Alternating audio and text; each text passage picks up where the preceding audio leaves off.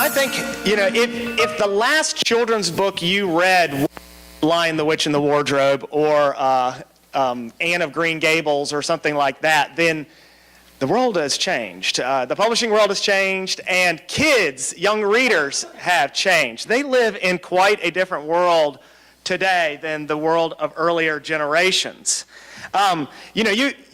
With the young people today, you have to keep in mind, they are digital natives. They have drastically different ideas and beliefs about, diversity and gender and sexuality.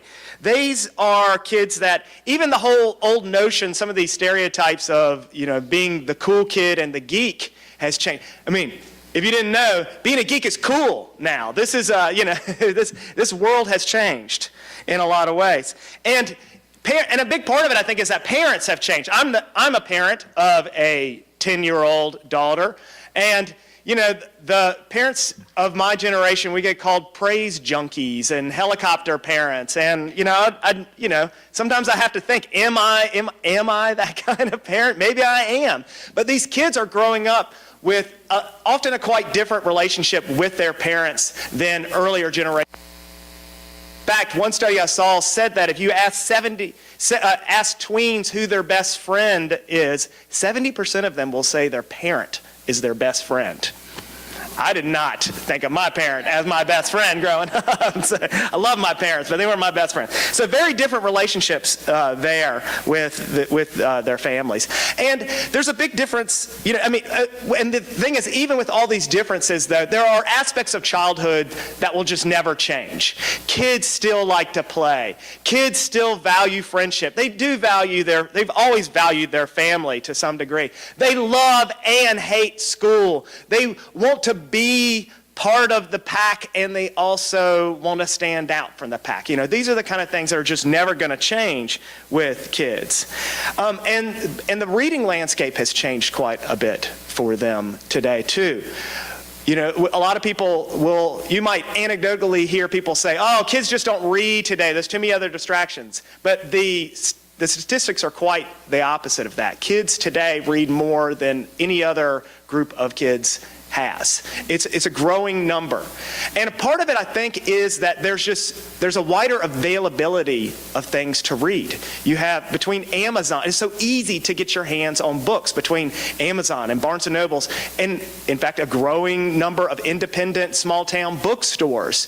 And just the fact that kids can read things on different devices. You can read it digitally, you can, the print copies of it. And there's a wider range of what to read. It used to be there weren't as many titles published each year, but publishers today are often putting out 30,000 plus children's book titles.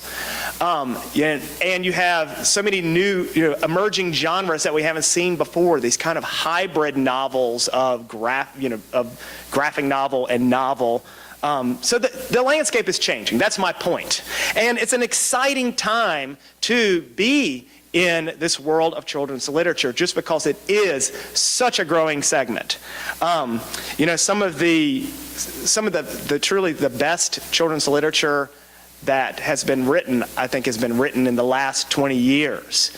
And you see young adult novelists, debut novelists, sometimes coming in and getting six-figure advances. So the publishing world is it's a hot, as you probably well know. Children's publishing, it's pretty hot. It's pretty big right now. So let's make sure that we understand some of the different categories of children's literature. We do, in the old days, it used to just be picture books and juvenile literature, but it has changed. You have young adult, you have middle grade, and people often don't fully understand what young adult is. As an author, I tend to write what's called middle grade, and I'm going to get into defining all this in just a moment. But people often, even friends and family of mine, they'll say, oh yeah, John, he's a young adult author. But in fact, I have not written a young adult novel. But we often use that term to think that it means just novels for young people. But if you want to write in this field, I think it is helpful to know those marketing distinctions, especially so that if you are approaching an agent, an editor, that you come from a place of showing that you're knowledgeable about how works. So let's start with picture books. We all kind of know what picture books are, but if this is an area that is interesting to you to write for, because what I want to say also is that for what I hope will be helpful in sharing some of this is that for some people they have ideas, story ideas, but they don't know whether, is this story I'm writing more of a picture book or is it going to be more of a novel? And so that's why it will be helpful, I think, to get some of this defined and so that you can figure out where your book might go. Also important, just because some agents, some editors might only work with picture book authors or have no interest in picture books, but they love young adults. So you're going to need to know what you're working on so you'll know who to target as you are looking for someone to represent you. Well, picture books, though, these are these classics. They go from books that are for newborn babies, Goodnight Moon, that kind of thing, all the way up through, the Dr. Seuss books that are helping kids build their vocabulary and sight word recognition, those early words as they're starting to read. It's important to understand that these picture books are sometimes going to be read by parents to their kids. Their kids might, depending on the picture book that you are writing, it might be read by the kid. It might be read by the parent to the child. But some of the ones that are for older readers, because picture books are being created for kids really all the way into early elementary school, and arguably there are some wonderful picture books out there that are maybe even geared more towards upper elementary and middle school readers. Coming in as a debut author, it's harder probably to sell something into that category. It's better to target it for this younger age, say birth to 8. But for some kids, they are reading. These are those books that, if they have been read, these are books that they have been read to, they might be books that they're going to learn how to read on their own. Think of how many kids, Dr. Seuss is really that first book that they start to read independently. You really want to keep it less than 800 words. If you are a debut author and you're trying to find a publisher, an agent, you do not want to go over 800 words. And so, an economy of language is better. And even if you can get it down closer to 200, that is great, or less than 5. In other words, the smaller the word count, probably the more likely you will be of having success in trying to a picture book. Just a couple of things to note.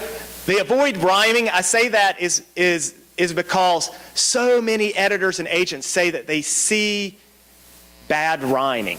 There's a lot of people that think that they need to make their picture book rhyme, because we think of these ones from our childhood that did rhyme, the Dr. Seuss style books. But unless you have that ear like Dr. Seuss, Theodore Geisel, someone who has that ear for the rhythm of poetry and how it is going to work great for a young person, it's best just to avoid rhyming in picture books, because agents and editors see it a lot. They see it a lot, and they are kind of sick of seeing it, quite honestly, from what I hear from them. If you have written an idea for a picture book and you are thinking, well, my cousin is a wonderful artist. Your cousin might be a professional artist, but do not get them to do the illustrations for your children's book. Publishers do not want writers to come in already attached to an illustrator. Like Mo Willems up here is the writer and the illustrator. So if you're in that category, then great. If you really have the skills to do it. I know Mo Willems might not look like he's got the skills, but he does. He really does. But don't think that you need to find someone to do the illustrations for you. In fact, that will cause you trouble, because a lot of publishers do not want that. And the reason is that from the publisher's standpoint, if you are a debut author, they would ideally like to find an established illustrator, someone who already is well known, already has a fan base, to do the art for your book so that it'll sell better. And so you'll want that more than getting your cousin or your some friend of yours to do the art for you. And as you're writing these kind of picture books, you don't have to do necessarily any sort of kind of special formatting. You're not going to break it out like how it might get broken out into the page breaks of the book. A lot of times the publishers like to decide how the book will get broken out, the layout of it. They want the writer, they honestly, they want you to stay away from some of that as much as possible. And in fact, if you do get, if you are starting to work with a publisher as a picture book writer, you often will not even be in touch with the illustrator until after the whole project is done. The publishers try to keep the writers and illustrators apart because they don't want you as the writer interfering where in someone else who is, they're the professional, they're the professional. You have written it, you're the professional on the writing end, but let them do the handle all the illustration and art. But it is helpful to envision the pictures of the story. And that's helpful because not necessarily the style of the picture, but imagine how an illustrator might come in and handle particular pages, because what that means for you is anything that you can take out of the narration, any words that you can take out that the illustrator will then be able to take over on is great, because you do not want a redundancy of you as the writer writing something that the illustrator is also going to write. You don't need to say that Molly is a cat when the illustrator is going to obviously draw Molly as a cat. You can just say Molly at that point. You don't have to set it up in quite the same way that you do when you are writing a novel or a short story. Sometimes it is essential to have some sort of illustrator note, something that if an illustrator is working on this story, that they might not get just from the text, but is something that is critical to telling the story, then by all means, make some brief illustrator notes to guide them. But don't go into enormous detail about what the illustrator should do. They want you to kind of stay away from some of that. So.